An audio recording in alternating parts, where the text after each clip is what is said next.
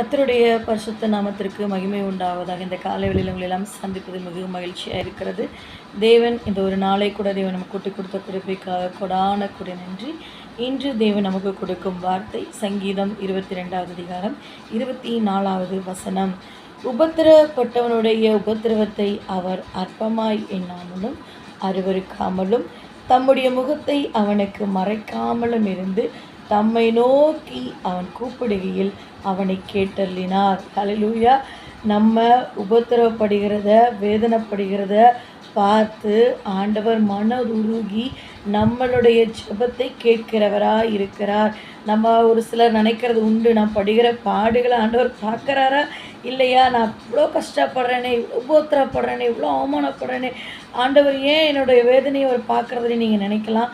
ஆண்டவர் சொல்கிறாரு, அவனுடைய முகத்தை நான் என்ன பண்ணேன், மறைக்காமலும் நான் பார்த்து கொண்டே இருக்கேன். அவனுடைய ஜெபத்தை நான் கேட்டு உடனே அவன் உபத்திரவத்திலிருந்து நான் விடுதலை தருகிற வல்லவராக இருக்கிறேன் என்று ஆண்டவர் இன்று நமக்கு வாக்கு கொடுத்திருக்கிறார். வாக்கு கொடுத்தவர் உண்மையுள்ளவர்.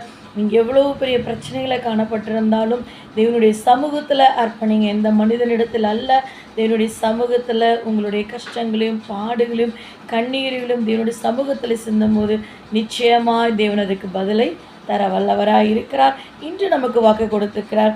தம்மை நோக்கி அவன் கூப்பிடுகையில் அவனை கேட்டருளினார். ஹல்லேலூயா. நீ சந்தோஷமாக இருங்க. இந்த நாள் முழுவதும் தேவன் உங்களோடு நடத்துவாராக. God plus.